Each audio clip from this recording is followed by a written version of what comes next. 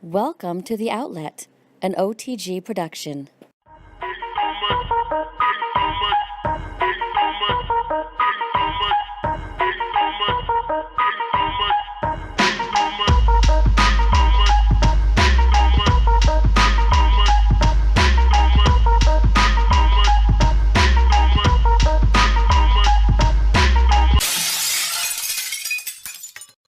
And welcome to the NBA Outlet presented by OTGBasketball.com. Thanks for listening, whether you're listening on iTunes, SoundCloud, or YouTube. And be sure to give us a follow at OTGBasketball.com. And also, if you enjoyed the dope new intro music, give Ryan Slocum a follow on Twitter at RyanClarkVA. He's a good guy. Give him a follow. He has some nice beats. I'm Parth, and with me today, and as always, my co-host Nick Fay. How's it going, Nick? What's up, Parth? I'm doing well. I had an interesting day today. Wake up this morning, I find out my team, they fire Billy King and Lionel Hollins. Then this afternoon, my team pulls off a W. The Packers get a playoff win, so a high and a low. Yeah, I think that high is a little bit higher than that, a little bit higher of a high than that low that you had this morning. The Nets suck anyways, bro. I don't know how you watch them. Yeah, it's tough, but I'm a dedicated fan, so I'll ride or die. Hey, Nick, I want you to tell me before we move on to the actual podcast, is there anything popping off on OTGBasketball.com? What do we have new up there? Well, Chris Stewart just wrote a great article about this Phoenix Suns. I know we all have seen the Phoenix Suns really struggle lately. He talks about possible opportunities they can make trades, maybe build towards the future, or should they trade and try to make their team more competitive? It's a great article. Definitely check it out. Yeah, I think that's a good read, even if you're not a Phoenix Suns fan, just because there is a possible fire sale that they will have. It looks like they're going to try to blow it up. So maybe your favorite team can snag a player on a nice deal like a Markieff Morris. So I'd read it, maybe learn a couple of things about the Phoenix Suns, and also maybe your team can find a player that they really need to help make the playoff push. Exactly. You could maybe pick up somebody like Tyson Chandler too. You know, they're trying to get rid of the veterans, get the young guys in there. Yeah, shout out to Chris Stewart. Check it out. Definitely some great stuff. But we like to review our week, so I'm going to talk about the Nets and firing Billy King and Lionel Hollins. I think obviously a lot of people across the NBA have hoped Billy King has got fired for a while. He really kind of messed everything up in the front office. After he traded for D-Will, things kind of went downhill from there. I know a lot of people talk about the KG and Paul Pierce trade. But before that, he was already making mistakes. He traded a lottery pick for Gerald Wallace. And Gerald Wallace pick, I think, was ended up being Damian Lillard, right? Correct. So that right there. And so he trades him, and then he re-signs Gerald Wallace that offseason for a 4-year, I want to say around $10 million a year contract. And that signing right there, they have to throw Gerald Wallace in the Celtics deal, and that cost them another first-round pick. So they're already throwing 3 first-round picks in the deal just because they want to include Gerald Wallace, somebody the Nets traded a top 5 lottery pick for. In the trade, they have to throw in another first-round pick. So that Gerald Wallace trade is horrendous. Yeah, that's brutal. He's like a who he play for kind of guy right now. Is he? I don't even know if he's still in the league. I think that he's probably out of the league. Last I know, he got traded to, I want to say, Golden State. Then Golden State traded him to Philadelphia, and I think he just got cut from there. Oh yeah, Philly's not keeping him. Yeah, no way. And Lionel Hollins, I mean, it's tough for him because he didn't really have a great roster to ever work with, but his attitude at points kind of was really annoying as a fan, just because he kind of was like, oh, this team's not good. There's nothing I can do. I can't lose sleep over trying to make them better. So I mean, that's not the mentality you want at the leadership for your team. It's definitely going to be interesting who they go after. They definitely need a good leader because it's going to be tough for them to get talent with the way things have gone there lately. Yeah, and their future situation, how's that look? I mean, there's no draft picks. In terms of their draft picks, in terms of draft picks, there's nothing. Salary cap. They have about around $40 million salary cap next season. But I mean, what free agent really wants to sign with the Nets after, have all these issues with the front office? You don't know who the coach is going to be. The best bet, for them to really get most out of that cap space is to get a great head coach. But I mean, what head coach wants to go there too, so it's definitely going to be tough for Nets fans. I did read something about Prokhorov wanting Calipari, but I don't think he leaves Kentucky. He's making way too much money there and has basically the king of college basketball. It's the best job. He gets the best recruits every year. Yes, there's stress in terms of expecting a national championship every year from Big Blue Nation. But if you're not coaching because you want to, the championship isn't possible, you shouldn't be coaching that. So, you shouldn't be coaching there. So I think he stays. I don't think he ends up going The, back the to only him. thing the Nets gonna have going for them in that aspect is I think Brett Yomark at the present, he's good friends with Calipari, and they've kind of talked in the past and joked around about it, but it's going to be tough for him to leave that situation to come here. I know Mark Jackson, I heard, is trying to push for the job. So, I mean, that's another name. I And kind of like the idea, maybe like someone like Tom Thibodeau, who's going to get a lot of their players, even though I know Thibodeau's not great with the rest, but they're going to have a hard time getting talent. So he's going to have to make the most out of something. yeah, one thing about Thibodeau teams, I should say, with the Bulls was even when they were down a lot of their players, they still made the playoffs. They still were at least a fighting team. So I think that kind of fight and grit is what Brooklyn basketball needs. Exactly. And it's something they definitely haven't had. I mean, Jason Kidd, I felt like was a good coach for the Nets. We know how that turned out. But other than that, the coaching situation just really hasn't worked out. And they haven't been a hard, gritty team. And that's something that maybe Tom could bring. So my one thing for this past week was kind of bizarre, and it was the CJ McCollum situation. I believe on Wednesday night against the Clippers. He was left off the active list 60 minutes prior to the game, and that list is final, according to Bobby Marks. And in his place was a player who's normally inactive, who was active for that game. So CJ McCollum was out there suited up, ready to play, and the supposed active player was in a suit, and CJ McCollum didn't get to play. Bobby Marks was stating that it's 60 minutes prior to the game. Once the team submits its active and inactive list, that list is final. So McCollum was ready to play, wasn't injured, nothing was wrong with him. He was just left off the list. And I know we were talking about this, but you're a big FanDuel guy, as we all know. You bring out some great lineups and great picks for everyone, so be sure to check that out. And that's daily, Monday through Friday, as long as there are, more than 3 games on that night? Yep, correct. Right. So a lot of people if they had CJ McCollum in their fantasy lineup, and let's say they're playing like a $1 million pot or anything like that, I would be really upset too if a mistake like that was made and he wasn't actually hurt or anything like that. So that whole situation was bizarre.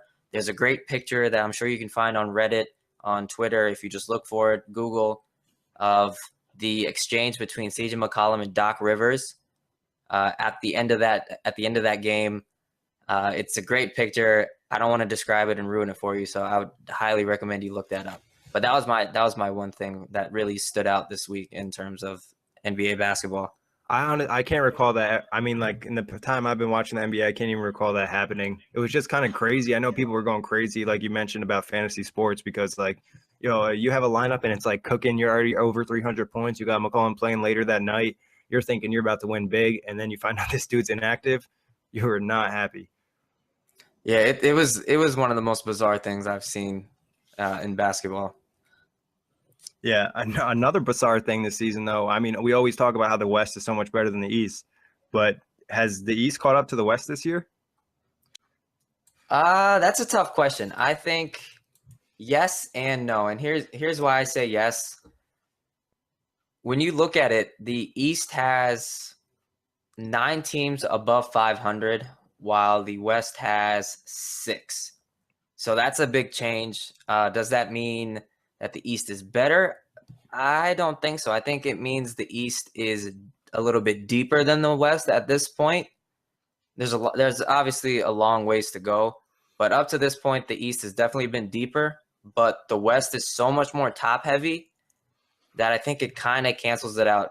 The East is better, sure, but how many of these Eastern Conference teams do you think is a legitimate candidate to win the finals? Not just make it, but to win it. And Honestly, I think there's one. And in the West, you have multiple of them. So yes and no kind of answer your question. no, I actually honestly agree. I was going to say the same thing because, like, in a overall standpoint, the East is caught up, and there's some quality teams out there, and the West has kind of dropped off a little bit. But the elite teams, where it really matters up top, I mean, you have the Cavs in the East, and then like no one's really stepped up to be that really like locked number 2. And then out West, you have Golden State, you have the Spurs, and then I know people probably are going to say OKC and possibly the Clippers because they're starting to cook a little bit too. They've been really good in their last 10 games. They're 9-1, and this has been a lot without Blake Griffin. Exactly. So I think the second round, where they're like right now, it's shaped up to be the Warriors and the Clippers and the Spurs and the Thunder, and those series would be incredible. They'll be awesome. The playoffs in the West should be great, especially we don't know what's going to happen from here on out, but especially when you get to that second round, it's going to be some awesome matchups. If you think, though, I know we just mentioned that there are possibly 4 elite teams in the West and maybe 1 in the East in Cleveland. Who do you think, if those matchups, if the seeding is the same at the end of the year, and let's say health isn't a factor, between the Warriors and Clippers and the Spurs and Thunder, who wins those 2 series and moves on to the Western Conference Finals? I think right now it's kind of like almost impossible to bet against the Warriors. So I'm going to keep the Warriors in that. They have 2 losses and we've almost already played 40 games. So I'll give them that. The OKC Spurs series, though, that will be nuts. Right. I think I'm probably just going to go with the Spurs because I think they just might have the deeper team. And I know Pop is going to find a way to kind of limit Westbrook and Durant as much as anybody probably could. I agree with that. I would pick those 2 teams as well. I kind of hope we don't get those matchups. I really want to see because we've seen the Spurs and the Thunder before multiple times. I kind of want to see the Thunder and the Warriors go at it because the shot-making ability in that series is seriously off the charts. That would be – I will agree with you 100%. I want to see that series. I really want to see that series. And I also want to see the San Antonio Los Angeles Clippers rematch of last year because that was an all-time series. Exactly. So I would totally be okay with that rematch. So hopefully we see some flip-flops in the 1 through 4 in the West. Yeah, I'm really excited about the Western Conference playoffs. I know a couple of years ago we had that amazing first round with multiple 6-7 game series, and then it kind of fizzled out in terms of the second round in the conference finals. But I think this year the first round might not be as great because of the elite teams, but the second round on in the West is going to be fantastic. Yeah. With that said, since we talked a lot about the West, this is a tough decision. I know one of our writers, Max Russo, just wrote about this. Who's your second best team in the East? That is a difficult question. Let's see. Let me look up who's in. Okay, as of this point, as of 10 p.m. on Sunday night, it's the Bulls, but they are just percentage points ahead of the Raptors, who are in third. Hawks are in fourth. The Miami Heat are in fifth. The Pacers are in sixth, and they're all separated by 1 game, and a half games. Exactly. And I didn't even mention the Pistons, who you would never think to be the second best team in the East, and the Magic. Everyone's within 3.5 games.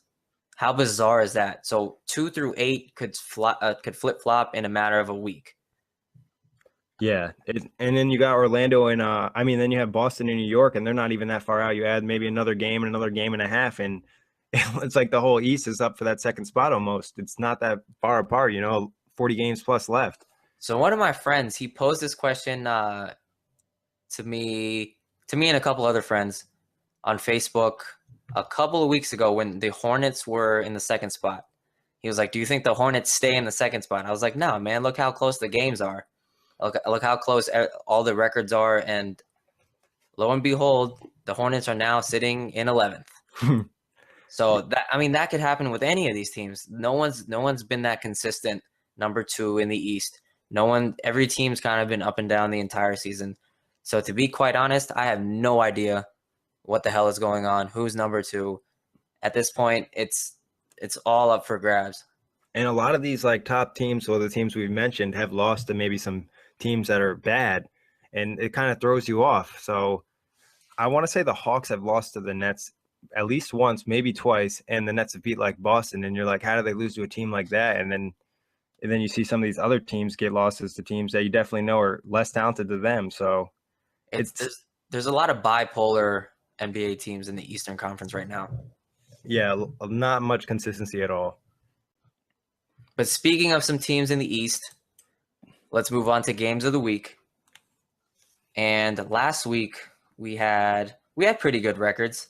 I started out 25-15, ended up 29-17, so 4-2. Not great, but not terrible either. You stuck to what, 500? So you started out 20-20, and you ended up 23-23. So you're an Eastern Conference team, bro. Yeah, I'm definitely You're definitely an Eastern Conference team. But maybe. for this week, I only have 5 games. Couldn't find a sixth one. Just the schedule didn't really appeal to me in terms of trying to find a sixth game while also keeping all of the teams fresh. But a couple of the games we have this week are awesome. So let's just get right into it.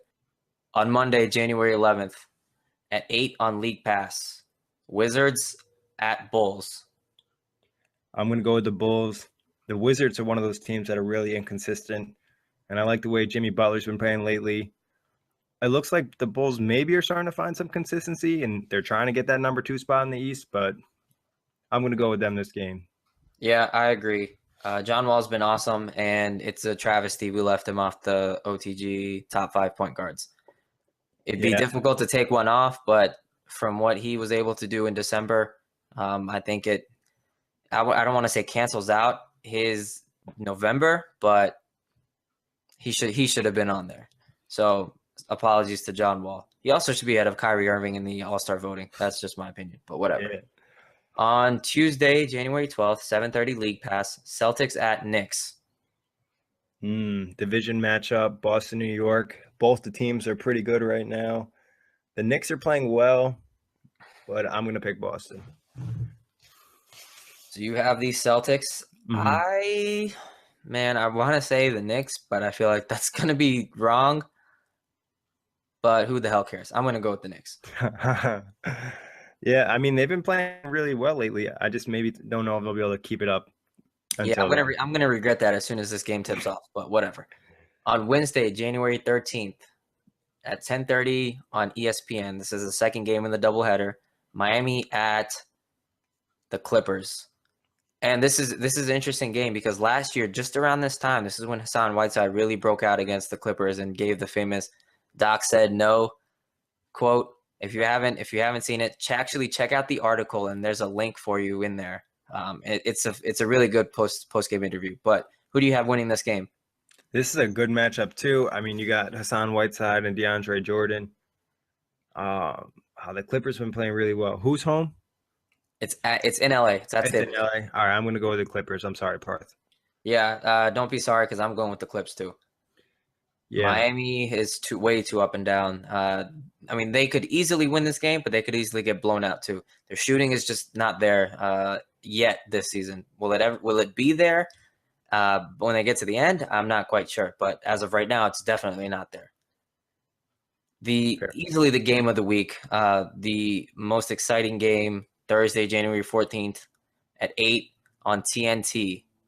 Cleveland at San Antonio. Oh, this should be a good one. I know Cleveland's entering this like death stretch where they have to play the Warriors, the Spurs, the Rockets, and I want to say another good team. So this is a tough stretch for Cleveland. I think they want to really prove something on this stretch, so I'm going to go with the Cavs. And the Spurs, I think, will probably get their first loss at home. I am a big believer in Kawhi Leonard, and I think he has been the best small forward this season. I think he has surpassed LeBron just in terms of play for this year. And I'm going to go with the Spurs. Yeah, I mean, I definitely can go either way. And Kyrie had his huge game against the Spurs last year, so it'll be interesting if one of these guys can step up. But I'll agree with the point about Kawhi. He's been great, possibly the best small forward of the season. And he's just been so consistent just because he impacts the game so much on defense too, not only his offense. That Cleveland San Antonio game from last year when Kyrie had 57, that was the game of the year, bar none. Playoffs, regular season, doesn't matter. That was the game of the year. And if you want to see some highlights from that game, it's right on the page. So check it out at otgbasketball.com, games of the week. Just click it. I got a link for you right there. It's that easy. He's hooking you up. Yeah, I'm setting you up for the alley-oop here. A nice pass too. Definitely game of the week though. Check that out. And finally, Saturday, January 16th, 7:30, League Pass. The Warriors come into Motown and face the Pistons. I want to say when these two faced earlier on, the Pistons were able to hold on for a while, but then the Warriors eventually pulled away. Exactly, correct. And I think the same thing's going to happen in this game. The Pistons are going to hold on for a while, but then the Warriors are eventually just going to pull away. I can't fault that logic. I have to go with it as well. I kind of am hoping that they don't pull away. I hope it's a close ending because the Pistons are scrappy and they play well. They're coached well, and they also have something they didn't at the beginning of the year, and that's Brandon Jennings coming off the bench, and he can explode for 30 at any given time while also dishing out 10 assists. So he's an X factor. I think he makes this game really exciting and a much closer game than it will be last time. Yeah, and he definitely seems like one of the guys that's kind of wants to match the shots of the other guy. So, like, since he's playing Steph Curry, he might elevate his game just that much more. Yeah, it'll be a good matchup. But that's all I have for games of the week, Nick. Anything else you want to add? No, that wraps it up for this week. Thank you guys for listening. Thank you for listening. Like us, subscribe us, review us, whatever you need to do. We would really appreciate you getting our name out. All criticisms are welcome. So thank you for listening, and we'll see you next week.